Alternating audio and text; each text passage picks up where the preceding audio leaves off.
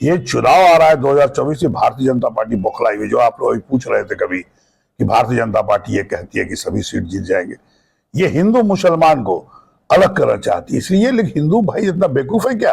ये तो सोची समझी साजिश के तहत ये कराया जा रहा है कि दोनों अलग हो जाए। और कितना है मुसलमान भाई, तो 16-17% बिहार में है। क्या हम लोग हिंदू नहीं है? हम लोग भी सब समझते हैं।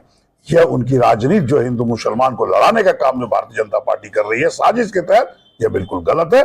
इसका हम निंदा करते हैं। नमस्कार, आप देख रहे हैं न्यूज़ फॉर नेशन और मैं स्वाति पांडे आपके साथ। अरे साल 2024 में चुनाव है और चुनाव से पहले भाजपा बिहार में मुसलमान और हिंदू भाइयों को लड़ाने का काम करी है। साल 1989 के दंगों का माहौल बनाया जा रहा है और कोई बात नहीं है। ये सारी बातें जो है वो कांग्रेस के विधायक, भागलपुर से कांग्रेस के विधायक अजीत शर्मा का है। दरअसल आपको बताएं, सासाराम में अमित शाह की आज यानी 2 अप्रैल को रैली होने वाली थी, लेकिन महानवमी के बाद हुए दंगों के बाद हुए बवाल के बाद सासाराम में अमित शाह की जो रैली है उसे कैंसिल कर दिया गया, उसे रद्द कर दिया गया। जिसके बाद अब भाजपा जो कि लगातार महागठबंधन सरकार पर हमलावर हो रही है, बीजेपी पर हमलावर हो रही, महागठबंधन सरकार पर हमलावर हो रही है, मुख्यमंत्री नीतीश कुमार पर हमलावर हो रही है और कह रही है कि बिहार का शासन प्रशासन मुख्यमंत्री नीतीश कुमार के हाथ में नहीं है और यही कारण है कि सासाराम में दंगा हो रहा है।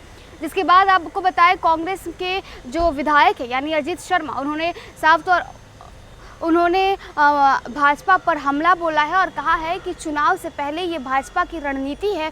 चुनाव से पहले ये हमेशा ऐसी बातें करते हैं, बिहार में हिंदू और मुसलमान भाइयों को लड़ाने का काम कर रहे हैं। साल 1989 में भागलपुर में जो दंगा हुआ था वही माहौल एक बार फिर से ये बनाना चाहते हैं। क्या कुछ कह रहे हैं अजीत शर्मा? आपको छोड़े जाते हैं उनकी तमाम बातें लगा रहे हैं, तो उनके खिलाफ कार्रवाई कब तक होगी सर? आप एक बात बताइए, आप भी सारी बात जानते हैं, ये आखिर क्यों हो रहा है?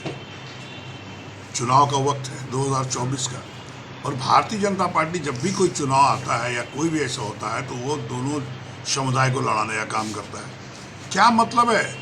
मुस्लिम भाई कभी ऐसा काम नहीं कर सकते हैं।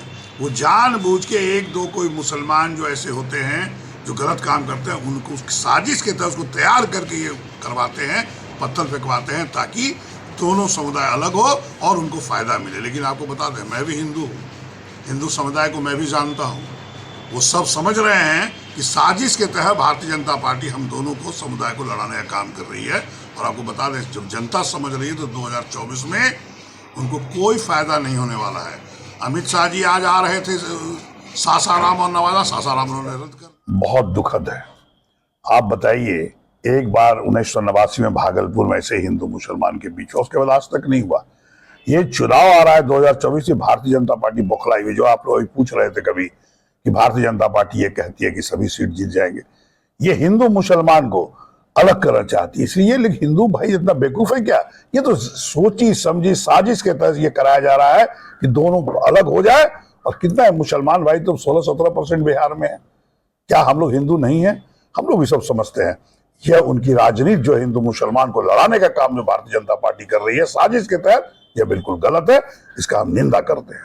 हिंसा पर लोगों से नहीं, हिंसा बिल्कुल ना करें और जो लोग साजिश कर रहे हैं उनके खिलाफ आवाज उठाइए।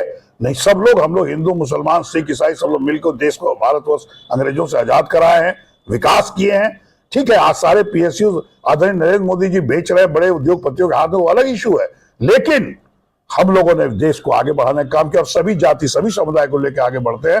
कांग्रेस का ये विचारधारा, ये सिद्धांत है। निश्चित तौर पर हम आग्रह करेंगे, सबसे अपील करेंगे, आप लोग भी भाईचारा बना के और बिहार को और देश को आगे बढ़ाने का काम कीजिए।